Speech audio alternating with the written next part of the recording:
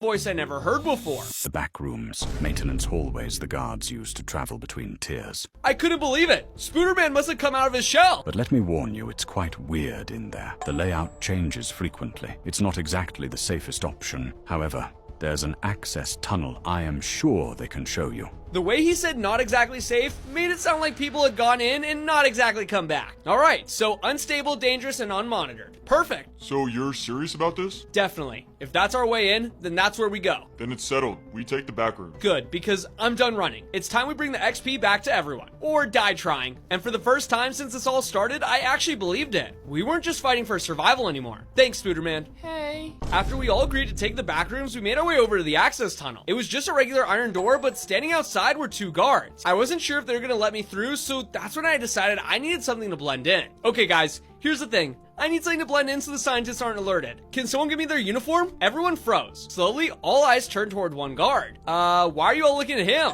Well, he's wearing the uniform. Yeah, kinda obvious, buddy. We're all wearing the uniform. Wait, me? You want me to? I don't know. I kinda like this uniform. Plus, nobody's ever seen my face before. Ooh, we're gonna get to see his face. It's just for a few minutes, I promise. You'll get it back. Okay, fine. But you owe me big time. A few awkward moments later, Gooby was just standing there looking like they hate their life. That's when we all realized. Wait, Gooby, you're a girl? Yeah, you got a problem with that? Ha ha ha, you're wearing a girl's uniform, Uriah.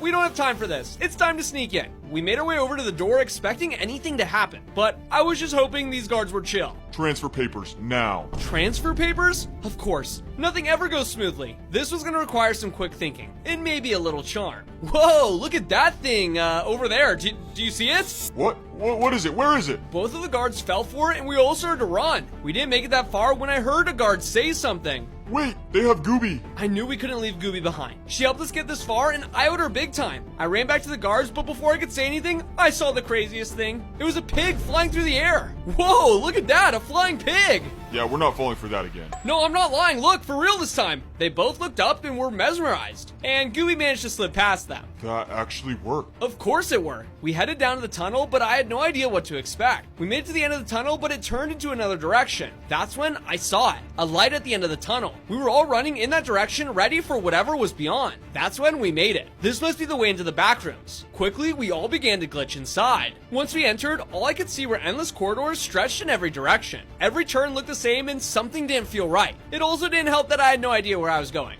Here, Gooby, I shouldn't need this anymore. Oh, thanks. Do we just wander now? Wait, so you're telling me you don't know where you're going? Yeah, that's kind of how it works here. When guards come through, they just have to find where they're supposed to go. Most of them never find their way out and end up getting lost. Kind of like that guy. Out of nowhere, a guard at the end of the hall just stood there. Then he began to yell something. He's right behind me, isn't he? And just like that, a shadowy monster appeared out of nowhere. The back rooms now turned into the scariest place I'd ever been. A low growl echoed through the hall, and with one hit, the guard was gone. Run! Run! We all ran until we couldn't anymore. We ended up at a dead end, and we were about to be the monster's lunch. Well, guys, this is it. Then, out of nowhere, suddenly a poisonous gas filled the corridor. We all coughed and gagged, and the effect hit everyone, including the monster. Just like that, the monster stumbled back, choking, stumbling, and eventually ran off. Yo, that stank, bruh.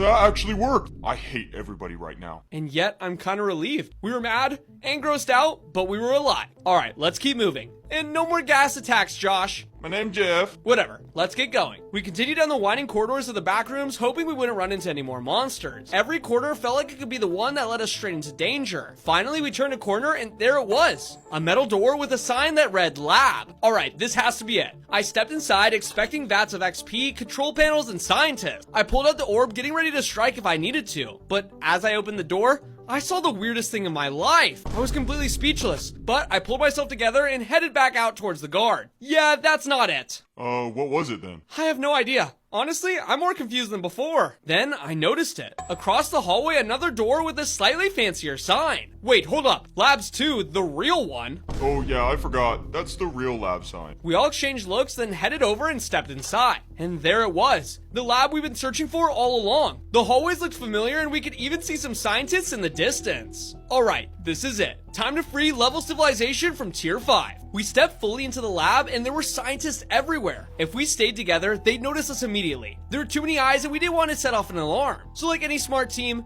we split up. Alright, listen up. We need to split up. We'll draw less attention and cover more ground. Jeff and Gooby,